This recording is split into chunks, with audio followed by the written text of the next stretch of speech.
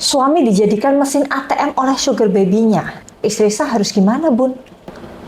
Assalamualaikum warahmatullahi wabarakatuh. Bunda, di kesempatan kali ini saya mau sharing nih mengenai pengalaman yang dialami oleh klien saya.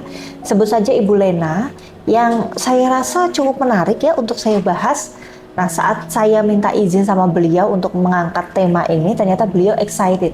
Ya, senang kalau bakalan saya share karena beliau merasa apa yang dialaminya sebenarnya marak terjadi dialami oleh istri-istri di luaran sana. Beliau berharap bunda-bunda yang menonton, apalagi yang menyimak, bisa mengambil hikmah dan pelajarannya.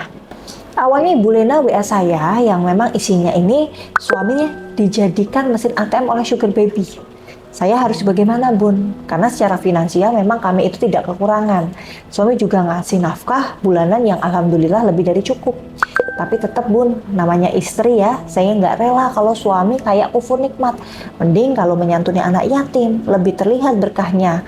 Bahkan saya nggak pernah protes jika suami pakai buat sedekah daripada buat pelihara sugar baby-nya itu. Apalagi, Bun, sekarang banyak teman-teman saya yang suaminya tiba-tiba meninggal dan ketika dites ternyata HIV.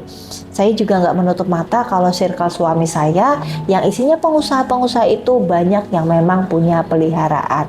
Makanya, Bun, karena saya sayang sama suami, saya pengen suami saya itu cuma fokus sama saya dan anak-anak dan bisa lepas dari jerat si pelakor yang berbisa itu. Saya minta bantuannya. Nah, saat itu saya bilang, memang kalau kondisinya sudah semacam itu ya, artinya batin suami ini sedang dikuasai oleh pelakor. Apalagi dalam situasi ini mungkin suami akan gampang nurut sama kemauan si wanita itu.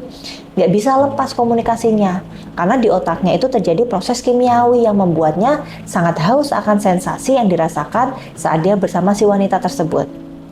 Suami akan seperti berubah jadi orang lain, padahal yang sebenarnya terjadi adalah suami sedang terbuai dalam kemaksiatan, sehingga tertutuplah hati nuraninya oleh aura negatif. Jadi jangan kaget ya bunda-bunda semuanya, kalau jadi sulit nasihatin suami, nggak mempan ya.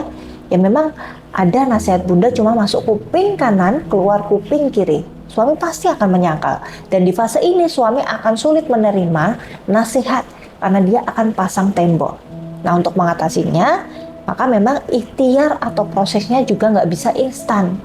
Di sini saya ajak klien saya Bu Lena untuk ikut berkontribusi sama-sama berproses.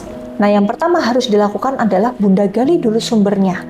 Contohnya, apa sih yang bikin suami lengket sama si selingkuhan itu? Misal, servis ranjangnya ya. Bunda bisa memperbaiki dari situ. Ya, harus tahu kesukaan suami itu seperti apa. Makanya pelakor nggak perlu dilabrak, tapi tetap jaga keterbukaan suami. Introspeksinya nggak perlu minta perbandingan. Enakan mana? Saya apa wanita itu? Nggak perlu. Cukup sudah enak ya. Ada yang kurang dari ini? Kayak orang minta feedback, ibarat Anda punya resto, Anda minta feedback ya dan saran sama pelanggan. Nah, kedua, mungkin soal pelayanan ya, penghormatan Anda, sikap Anda ke suami. Apakah Anda cukup memberikan makanan-makanan atau asupan tentang emosional suami, bentuk pelayanan, bentuk penghormatan, penghargaan. Sedangkan si pelakor ini kayak ya emang benar-benar kayak mainan. Suami ke apartemennya, simpenannya ya, dia udah pakai lingerie yang seksi, bahkan terkadang sudah disiapkan makanan kesukaan suami ya. Pokoknya full service. Jadi pendekatan-pendekatan emosional semacam inilah yang perlu Bunda penuhi.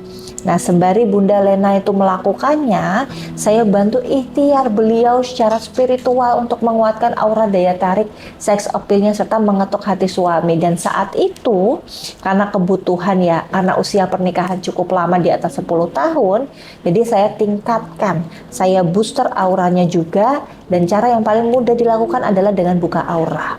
Saya berikan ya sarana cincin emas Kafifah. Kenapa? Karena cincin ini sudah saya proses energi spiritualnya lewat riadoh dan zikir khusus yang membantu membuka aura positif, kecantikan, dan tentu aura daya tarik atau sex appeal istri. Nah, setiap pemaharan sarana cincin emas Kafifah ini juga Bunda bisa berkonsultasi, sekaligus akan saya bimbing secara berkala via telepon ataupun video call untuk menjadi istri yang penuh pesona ya, punya daya tarik yang tinggi dan menggairahkan di mata suami. Dari awal ya juga saya sampaikan bahwa ikhtiar spiritual ini bukan perkara Anda percaya atau tidak percaya, tapi ikhtiar spiritual harus dimulai dengan niat yang baik, hanya mengharapkan ridho Allah Subhanahu wa Ta'ala, kemudian berprasangka yang baik, mengikuti arahan dan bimbingan saya tentunya dengan baik dan berperilaku baik. Alhamdulillah, sinergi dari ikhtiar saya dan Bu Lena yang memang istiqomah mengikuti arahan dan bimbingan saya penuh dengan kesabaran dan tawakal membuahkan hal positif.